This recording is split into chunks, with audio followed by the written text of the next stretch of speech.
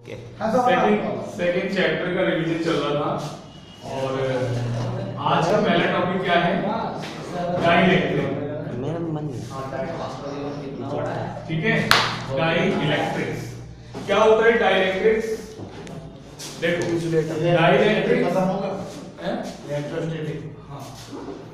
Dielectrics एक ऐसा insulating material होता है जो कैपेसिटर के कैपेसिटेंस को इंक्रीज करता है।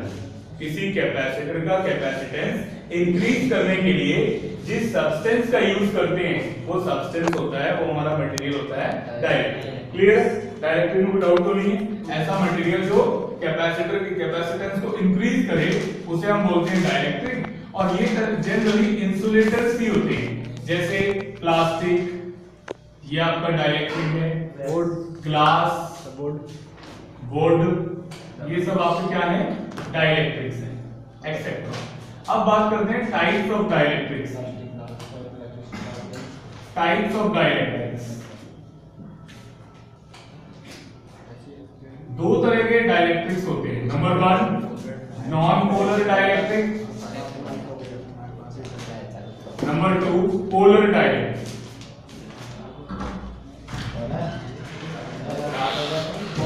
पहले बात करते हैं नॉन। क्या होता है नॉन पोलर डाइलेक्ट्रिक? ऐसा डाइलेक्ट्रिक जो नॉन पोलर मॉलिक्यूल से मिलकर बनता है उसे बोलते हैं नॉन पोलर डाइलेक्ट्रिक। ठीक है, ऐसा इंसुलेटर जो कौन से मॉलिक्यूल से बना हुआ है? नॉन पोलर मॉलिक्यूल से बना हुआ है, उस इंसुलेटर को क्या बोलते हैं? Non polar dielectric. क्लियर? अच्छा, अब ये नॉन पोलर मॉलिक्यूल्स क्या होते हैं उसकी बात करते हैं।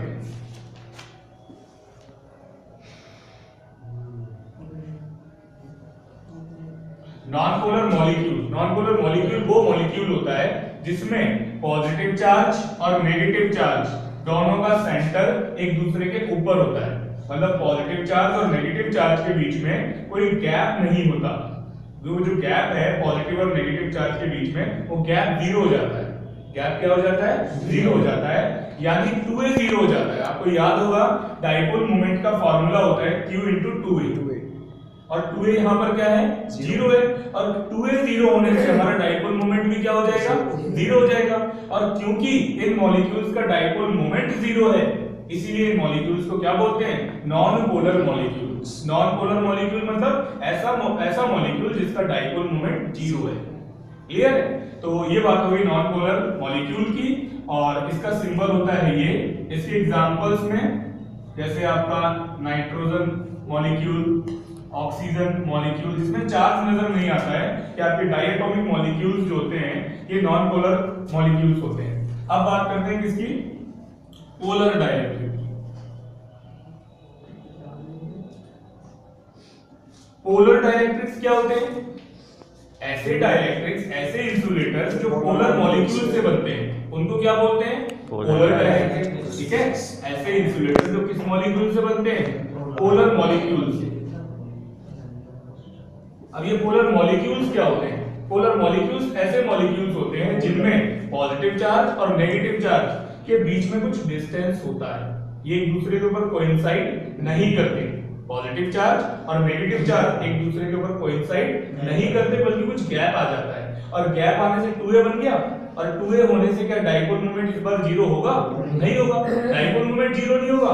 तो क्योंकि इन मॉलिक्यूल्स का कुछ डाइपोल मोमेंट होता है, इसीलिए इन मॉलिक्यूल्स को बोलते हैं पोलर मॉलिक्यूल्स। इनका सिंबल होता है इस तरह से, पॉजिटिव चार्ज अलग दिखाते हैं और नेगेटिव चार्ज अलग। इसके एग्जांपल HCl। HCl आपका क्या है? पोलर मॉलिक्यूल है। H2O ये भी क्या है?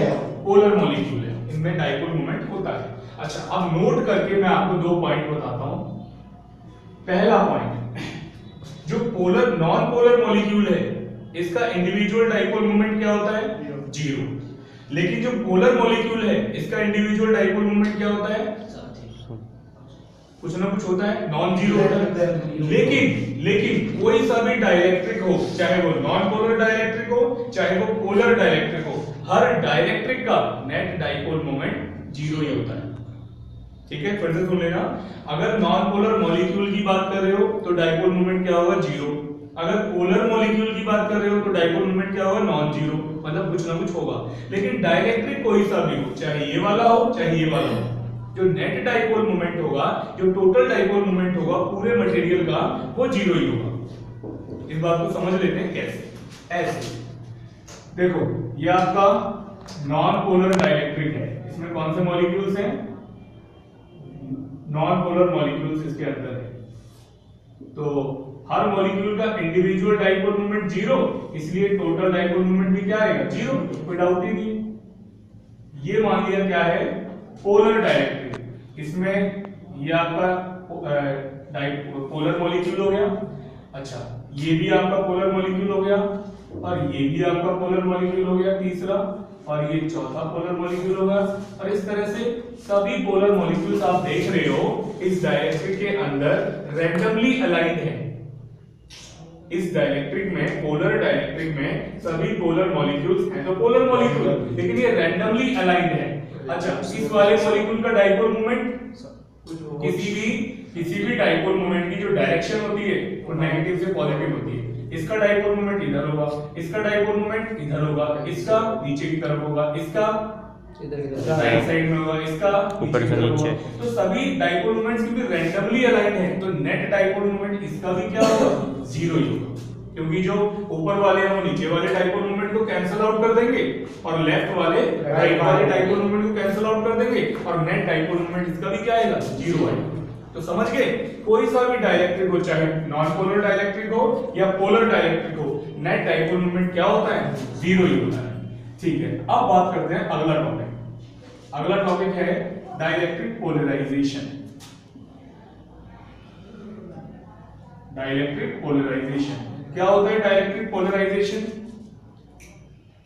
डाइलेक्ट्रिक पोलराइजेशन एक ऐसा प्रोसेस है जिसमें हम किसी भी डाइलेक्ट्रिक के अंदर कुछ non zero dipole moment generate कर लेते हैं, जबकि किसी भी डाइलेक्ट्रिक का नेट डाइपोल मोमेंट क्या होता है, जीरो होता है। लेकिन एक ऐसा प्रोसेस हम तैयार करते हैं, एक ऐसा प्रोसेस करते हैं जिसमें किसी भी डाइलेक्ट्रिक के अंदर, चाहे ये वाला हो चाहे ये वाला हो, कुछ नेट डाइपोल मोमेंट की वैल्यू जनरेट कर लेते हैं, डेवलप कर लेते हैं, और इसी प्रोसेस को क्या बोलते हैं, डाइलेक्ट्रिक पोलराइजेशन। क्लियर है? अब ये करते कैसे हैं वो समझते हैं। सबसे पहले इस वाले डाइलेक्ट्रिक का डाइलेक्ट्रिक पोलराइजेशन करते हैं, मतलब नॉन पोलर डाइलेक्ट्रिक का। ये हमारा नॉन पोलर डाइलेक्ट्रिक है, मैंने क्या किया, इस पे एक्सटर्नल फील्ड अप्लाई कर दिया। अब ये एक्सटर्नल फील्ड जो है उसका पॉजिटिव सोर्स इधर है, तो वो पॉजिटिव सोर्स क्या करेगा, इन मॉलिक्यूल्स के नेगेटिव चार्ज को अपनी तरफ खींचेगा, और ये जो नेगेटिव सोर्स इधर है ये मॉलिक्यूल्स के पॉजिटिव चार्ज को अपनी तरफ खींचेगा। तो सभी मॉलिक्यूल्स का नेगेटिव खिसक जाएगा लेफ्ट में और पॉजिटिव खिसक जाएगा राइट में। क्या हुआ पता है? जो इलेक्ट्रिक फील्ड है उस इलेक्ट्रिक फील्ड के पॉजिटिव सोर्स ने क्या किया, मॉलिक्यूल्स के नेगेटिव चार्ज को अपनी तरफ खींचा, और जो इलेक्ट्रिक फील्ड का नेगेटिव सोर्स है उसने क्या किया, पॉजिटिव चार्ज को अपनी तरफ खींचा। अब सभी डाइपोल्स एक ही डायरेक्शन में अलाइन हो गए। अब इसका भी डाइपोल मोमेंट इस तरफ होगा, इसका भी डाइपोल मोमेंट इस तरफ होगा, इसका भी इस तरफ, इसका भी इस तरफ, इसका भी इस तरफ, और सभी डाइपोल मोमेंट क्योंकि एक ही डायरेक्शन में आ गए, तो नेट डाइपोल मोमेंट निकालने के लिए इस बार सभी डाइपोल मोमेंट के वेक्टर्स को ऐड करोगे। इस बार क्या ये कैंसिल आउट होंगे? नहीं कैंसिल आउट होंगे, बल्कि ऐड हो जाएंगे। तो इस बार आपका नेट डाइपोल मोमेंट कैसा होगा, नॉन जीरो। ये जीरो नहीं होगा, नॉन जीरो होगा। क्लियर? ये क्या कर दिया हमने, इसका, इस वाले डाइलेक्ट्रिक का क्या कर दिया, डाइलेक्ट्रिक पोलराइजेशन कर दिया। कोई डाउट तो नहीं है? अच्छा, अब यही चीज हमने इसमें भी की। ये हमने एक्सटर्नल फील्ड के अंदर रख दिया इस वाले डाइलेक्ट्रिक को, इसमें भी वही होगा। क्या होगा, ये जो हमारा पोलर डाइलेक्ट्रिक है इसके सभी पोलर मॉलिक्यूल्स के नेगेटिव चार्ज आ जाएंगे लेफ्ट में, क्योंकि इधर पॉजिटिव सोर्स है तो नेगेटिव को अपनी तरफ खींचेगा, और इलेक्ट्रिक फील्ड का इधर नेगेटिव सोर्स है, पॉजिटिव को अपनी तरफ खींचेगा, तो नेगेटिव खिसक जाएगा लेफ्ट में और पॉजिटिव आ जाएगा राइट में।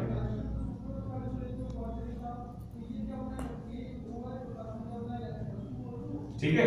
और इस तरह से यहां भी सभी डाइपोल मोमेंट एक डायरेक्शन में आ गए, और यहां भी कुछ ना कुछ नेट डाइपोल मोमेंट की वैल्यू जनरेट हो जाएगी। तो ये जो मैंने आपको बताया कि डाइलेक्ट्रिक पोलराइजेशन का फंडा बताया है, किसके लिए, दोनों टाइप के डाइलेक्ट्रिक्स के लिए, नॉन पोलर डाइलेक्ट्रिक के लिए भी और पोलर डाइलेक्ट्रिक के लिए भी। कोई डाउट तो नहीं है?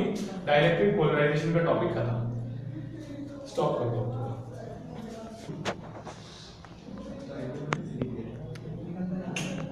Value of electric field, reduced value of electric field क्या होती है? देखो ध्यान से, ये आपका डाइलेक्ट्रिक है, पोलराइज्ड डाइलेक्ट्रिक है। कैसा डाइलेक्ट्रिक है? पोलराइज्ड डाइलेक्ट्रिक है। और पोलराइज्ड डाइलेक्ट्रिक में नेगेटिव चार्ज मान लो लेफ्ट में है और positive charge right.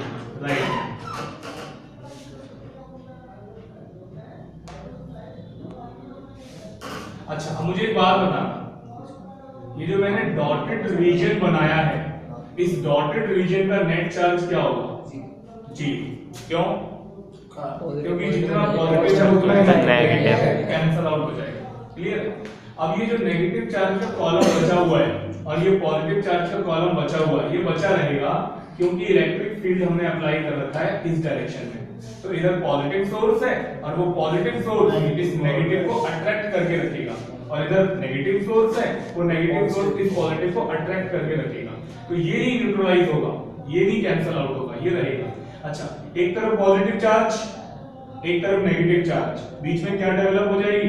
Electric field. ये हो गई इंटरनल इलेक्ट्रिक फील्ड, डाइलेक्ट्रिक के अंदर की इंटरनल इलेक्ट्रिक फील्ड हो गई।